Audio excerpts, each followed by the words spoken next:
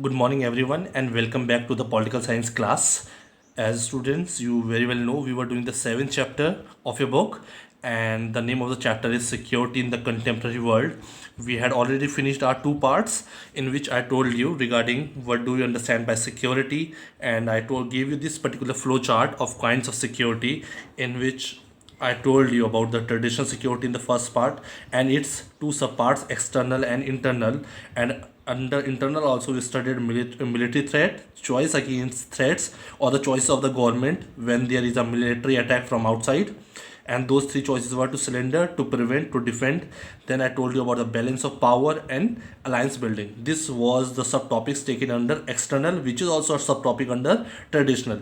And in the last video, that is the second part of this particular chapter, I told you about the internal notion of tradition. In that we studied about the communal rights, ethnic conflicts, or minorities or majorities, separatist movements. These are the problems which are occurring within the country. These are the internal problems, violence, or the military attacks within a country. So these came under the traditional security. So as I told you, kinds of security, traditional security and non-traditional. Now it's turn in the third part to take up this particular topic, that is non-traditional security. So from its very name you can understand this was traditional security, or we can say ancient or the old methods of security, which was basically focused on military attacks from outside. All these are the sub points or the components which will be studied only regarding the military attacks or violence. But now we are taking about we are using a word non-traditional. These are not the ancient, these are the new concepts coming up and the problems which are more other than we can say traditional security. Under this we shall be studying about the human and global security. You can see here, under non-traditional security we shall be studying separately human security also and global security also, and we will also try and understand why we are calling it non-traditional. Okay, I hope you have understood this particular flow chart so that you can have a complete understanding of this chapter. After reading the meaning of what do you understand by human and global security in context to non-traditional security, we shall be taking up some new problems and concepts which the human existence have been facing nowadays, or the humans have been facing the some new challenges. These are new sources of threats, we can say terrorism, human rights, global poverty, migration, health epidemics. So these are some of the new components coming up in the today's new modern world. So we shall be taking this particular topic separately, but today we shall be doing non-traditional security under human and global security. So this is the part third of the chapter, security in the contemporary world, and the topic we are taking today, as I already told you through the flow chart, traditional security and cooperation. That is, before starting the non-traditional security notion, I would like to wind up the last topic which was left for the traditional security and cooperation. Okay, we shall be quickly finishing up with this, and then we shall be starting the meaning of the non-traditional security and the concepts which we shall be taking under it, that is human and global security. So here, traditional security and cooperation, what does this mean? We can say in traditional security there is a recognition that cooperation in limiting violence is possible. So we can say in traditional security, which is directly related to the foreign military attacks from the outside. Okay, so there can be cooperation, and through this cooperation we can limit or put a check on the limitations on the violence or the quantity of violence in a particular place. So how can we put a cooperative impact on a traditional security? In traditional security, it is now and out almost universally accepted view that countries should not go to war for the right should go to war for the right reason, self-defense, or to protect other people from genocide. So they are here saying, after seeing the impact of the wars around the world, how much destruction of life and property is there, how much loss of economy is there, and what are the consequences after the war which the people of that particular country has to face, as we have seen in the First World War, Second World War, during the Cold Wars there were different civil wars. Okay, so in under all those conditions we have seen that after we have got a lesson that there should be a war only for the right reasons, or for the self-defense or to protect others from genocide. Genocide is a word for a when there is a killing or attack on a particular group related to a particular community or religion. That's called genocide. So there can be a war to protect some group of people, community or caste or religion. Okay, so now moving forward, armies must avoid killing or hurting from someone who is not fighting, as well as unarmed and surrendering combatants. Now they are saying armies must, when they are attacking or they are into a war with some other country or the neighboring country, they should avoid killing or hurting. They should not kill or hurt people who are not directly involved in the war, or who are unarmed, they don't have any weapons or to attack the enemy, they are not included in the war. And also the people who are involved, or the armies involved in the direct confrontation with the army of their, we can say, rivals, who are ready to surrender, they should not be attacked, they should be given the chance. And the next point is force must be in case be used only after all the alternatives have been failed. So before going to a war, direct confrontation of the violence with the other neighboring country or the rival countries, it should be the last option to go into a war. Before that, there are many alternatives and many resolutions, many agreements can be there to sort out the problems, or many negotiations can be made, peacefully made through different signing of different agreements. But in case there are no alternatives working, so the last option should be a war. So we can say that through cooperation we can limit the wars, or wars are the military attacks according to the traditional security. So this traditional security can be achieved through the cooperation by the various nations. Here, traditional views of security do not rule out other forms of cooperation as well. So, what are the, we are now going to study what are the different type of cooperations. Okay, most important of these are, what are type of the cooperations can be there through which we can limit violence when we are talking in context to the traditional security. The very first which we are studying here in this chapter is disarmament. So, what do we understand by disarmament? The first point of this is A. It requires all countries to give up certain kinds of weapons. It is a global issue. So, according to this term, the concept of disarmament, it requires all the countries to give up certain kinds of weapons, and those weapons are actually very dangerous and very destructive in nature, which can be a challenge or a threat to the human existence on earth. So the with the weapons which are of mass destruction, those were we can say disarmed or banned around the world.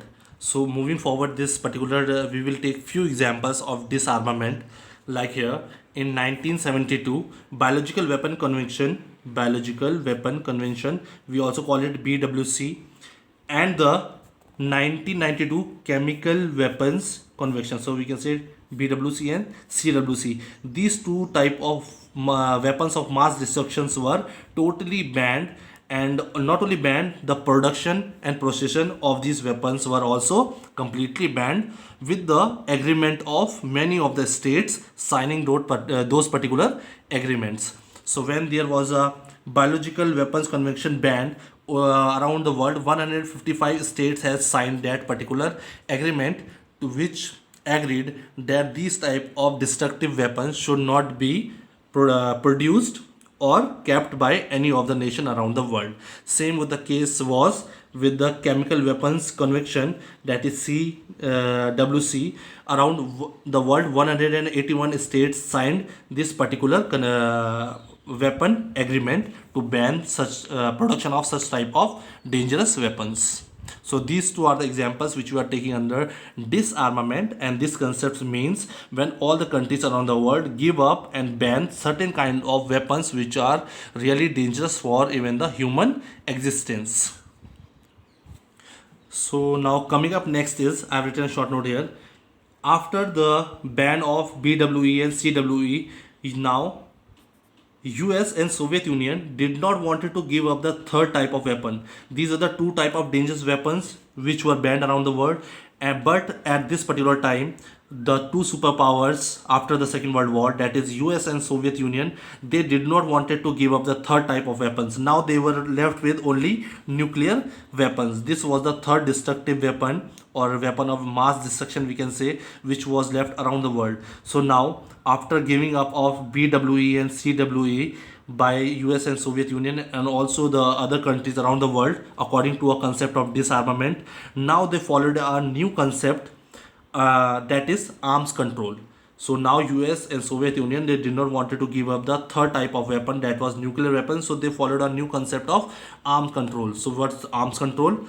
Under arms control, the countries which follow this procedure is they regulate acquisition or development of weapons. Here they regulate the acquisition, which kind of weapons they will keep, what will be the quantity, size, how much they can store it. These are all regulated. How they will develop it, these are taken under the arms control. So first example of this is the anti-blasting missiles treaty in 1992. There was a treaty and agreement signed. And why this agreement was signed? To stop US and Soviet Union, both the superpowers during the Cold War, from using blasting missiles. This agreement was signed to stop them from using blasting missiles, to limit the large scale production.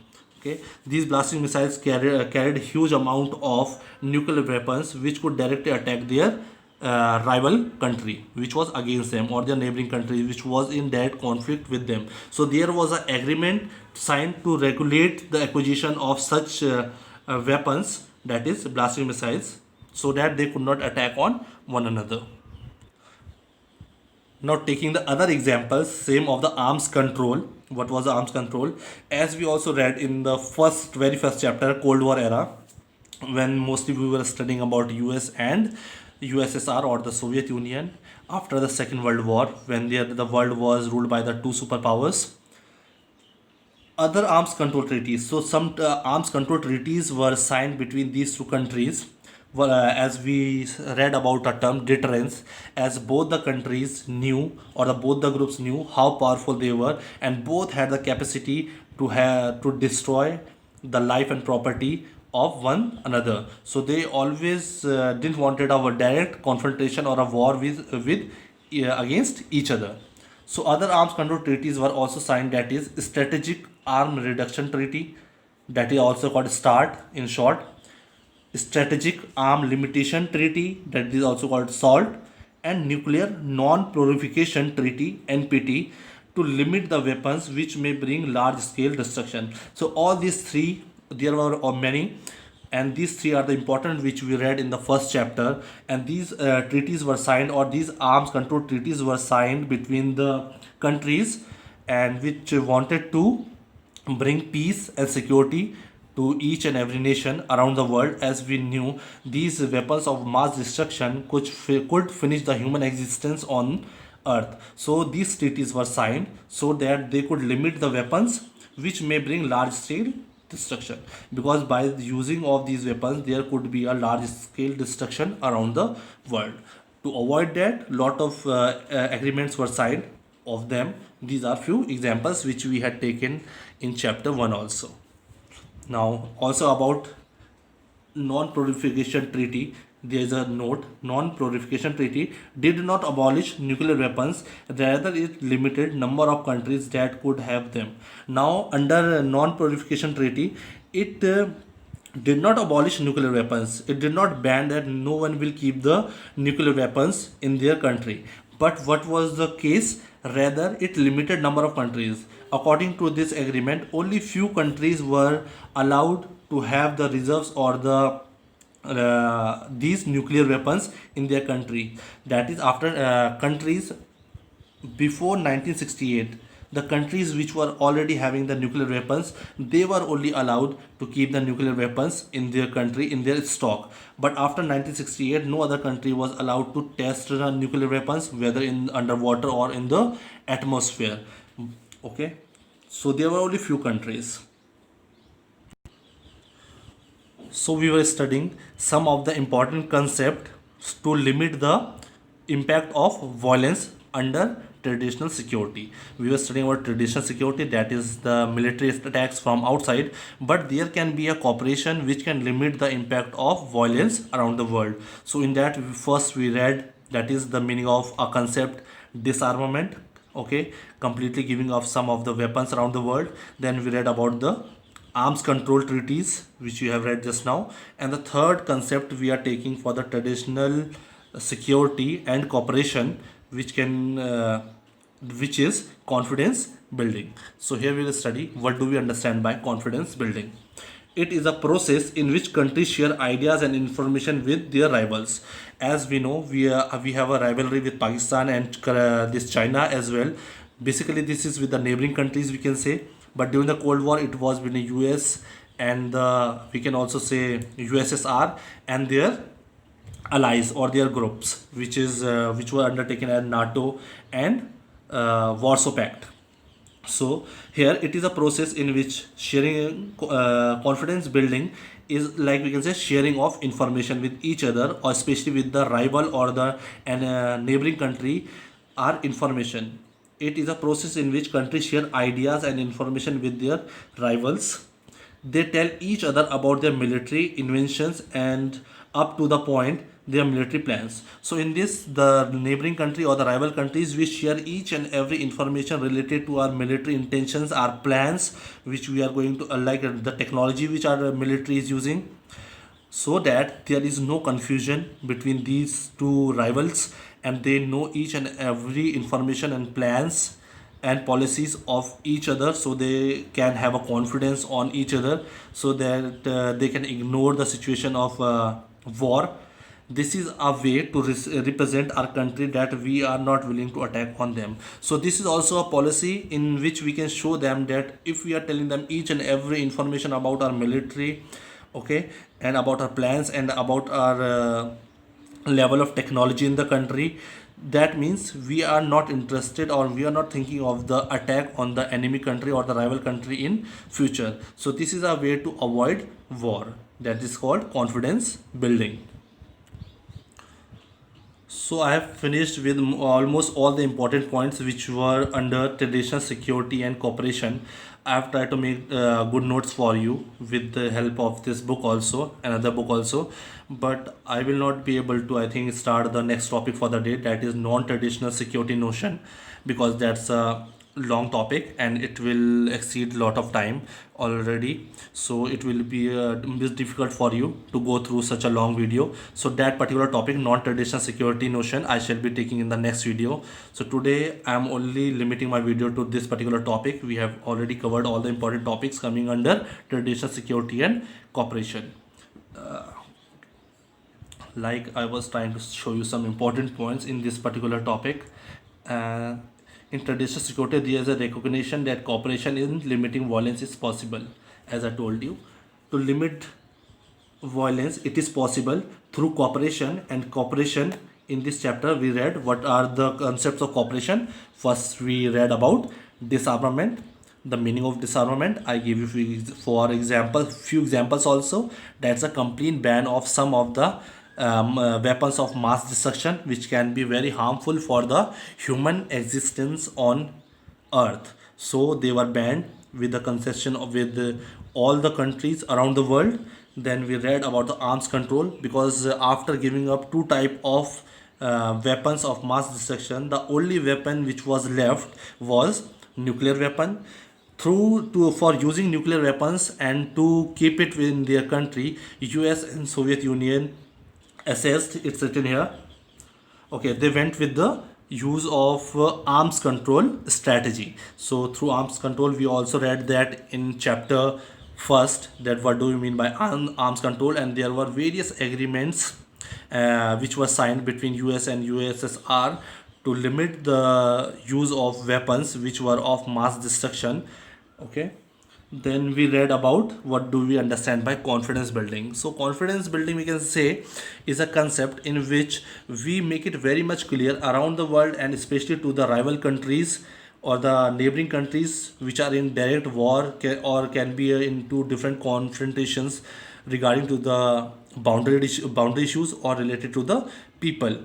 Okay, like India having some problems with Pakistan also and China also. So confidence building is a situation or a procedure in which we give our all the information related to military and our future plans, our technology which we are using for the military positions, so that the other country is sure about that we are not going to attack that particular country in future. So this is a process we can say in which we avoid war with our rivals.